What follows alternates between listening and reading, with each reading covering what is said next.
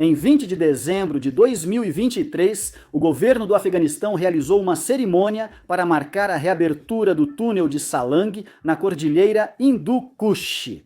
O projeto levou quase um ano inteiro e custou uma quantia astronômica de dinheiro, mas era extremamente necessário. O túnel, uma ligação vital entre as partes norte e sul do país, estava tão danificado que mal era possível atravessá-lo. Agora reconstruído, parecia magnífico, uma peça moderna de infraestrutura para um país desesperado para se recuperar de décadas de instabilidade. Olhando para a nova entrada reluzente do túnel de Salang, talvez você nunca imaginasse isso. Foi e ainda é um dos túneis mais mortais do mundo, tendo tirado não centenas, mas milhares de vidas, desde que foi inaugurado em 1964. As décadas de 1950 e 1960 foram boas para o Afeganistão. Após anos de guerra, guerra civil e instabilidade, houve relativa paz. Parte disso se devia a eventos globais em outros lugares. O mundo estava fascinado pela Guerra Fria, em desenvolvimento, uma rivalidade feroz entre os Estados Unidos e a União Soviética. Durante esse breve período, o conflito beneficiou significativamente o Afeganistão, pois as potências mundiais buscavam influenciar e fortalecer relações diplomáticas com o país no centro da Ásia. A União Soviética forneceu armas e os Estados Unidos da América ajuda econômica. Nas décadas de 50 e 60, as potências financiaram e supervisionaram grandes projetos de infraestrutura no Afeganistão. Moradias, hospitais, sistemas de transporte e, principalmente, novas estradas. O túnel de Salang foi uma dessas estradas construído com a assistência da União Soviética. Ele conectava as províncias do norte do Afeganistão diretamente à capital Cabul, por meio de um túnel direto através das montanhas Hindu Kush. Usar o túnel encurtaria a viagem de um lado das montanhas para o outro em 300 quilômetros ou 190 milhas, economizando mais de 60 horas de viagem. Por isso, o túnel quase sempre estava movimentado. Quando foi construído, imaginava-se que poderia receber até 2.000 viagens por dia em poucos anos. No entanto, entre 5.000 e 10.000 veículos passavam pelo túnel de Salang todos os dias nos horários de pico. O túnel tinha um design funcional, mas muito básico. Era um tubo de concreto com 2 faixas de largura, ventilação e iluminação limitadas, e uma superfície de asfalto. O volume de tráfego que passava por ali causava um enorme desgaste, e o túnel logo ficou praticamente sem iluminação. Com vazamentos e uma estrada esburacada, irregular e difícil de transitar. Acidentes menores no túnel eram comuns. Caminhões sobrecarregados podiam ficar presos no teto curvo do túnel, causando mais atrasos enquanto se arrastavam pela estrada esburacada. A passo de tartaruga, às vezes leva mais de 20 minutos para percorrer seus 26 quilômetros ou 16 milhas. O túnel se enchia de fumaça quase insuportável e ficava tão empoeirado que a visibilidade, mesmo nas partes iluminadas, era praticamente inexistente. Em 1976, instalaram um sistema de ventilação no túnel para diminuir o acúmulo de fumaça e poeira. Infelizmente, em poucos anos esse sistema começou a apresentar falhas com frequência. O sistema de ventilação estava quebrado. Em 3 de fevereiro de 1980, um pequeno acidente no túnel interrompeu o tráfego e, com as temperaturas congelantes do lado de fora, os motoristas presos no congestionamento hesitaram em desligar os motores para não ficarem sem aquecimento. Logo, fumaça sufocante de escapamento encheu o túnel e 16 soldados soviéticos, parte de um comboio que passava pelo túnel, naquele momento, asfixiaram-se e morreram como resultado. No entanto, esse não foi o acidente mais mortal que já ocorreu dentro do túnel.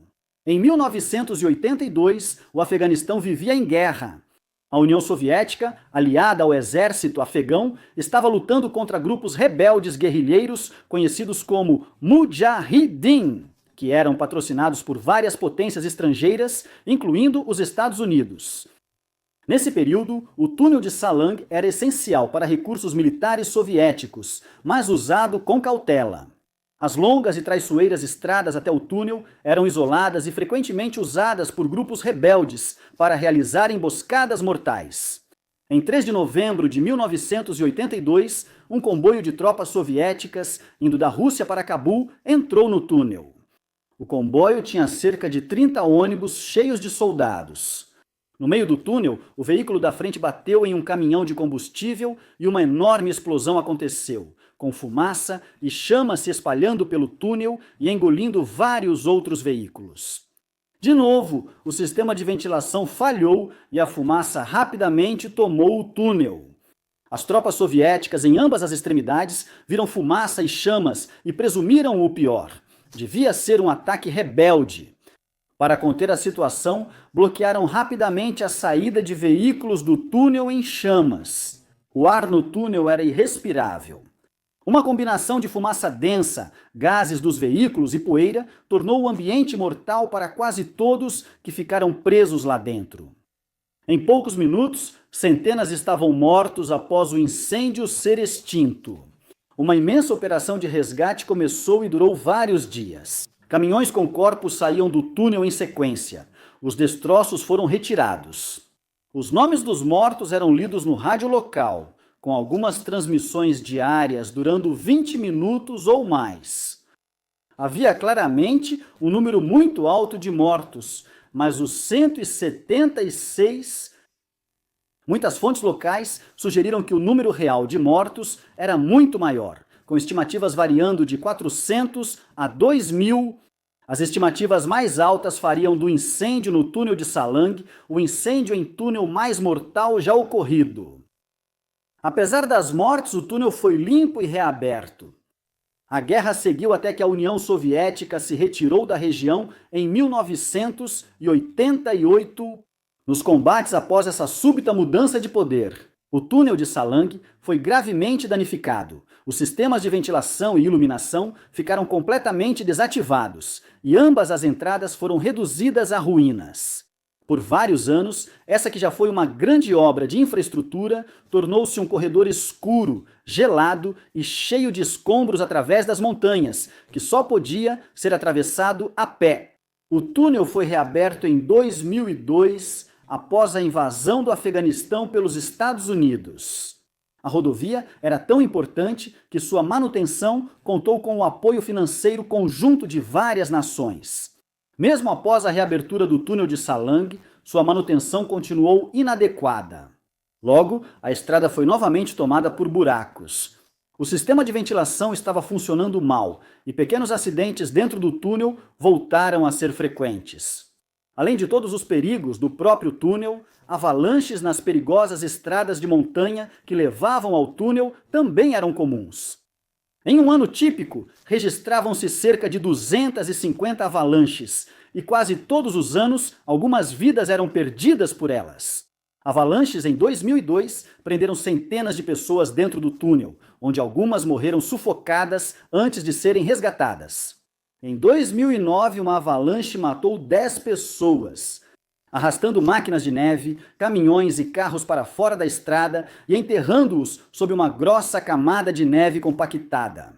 Em 18 de dezembro de 2022, um ano após os Estados Unidos da América encerrarem 20 anos de ocupação no Afeganistão, a história se repetiu.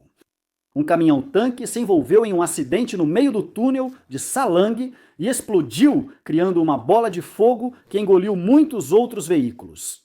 Pelo menos 31 pessoas morreram, com algumas vítimas tão queimadas que foi impossível identificá-las depois. Outras 37 pessoas também ficaram feridas no incêndio.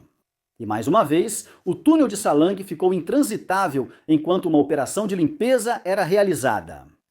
No início de 2023, o novo governo afegão decidiu realizar um projeto ambicioso para reconstruir e melhorar o túnel.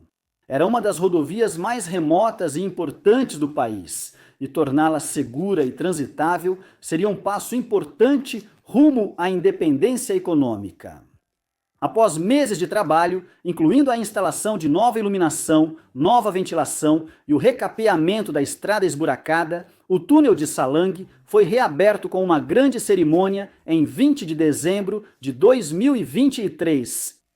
Nesse momento, recém-reconstruído, parecia ser um túnel rodoviário limpo e moderno, embora estreito.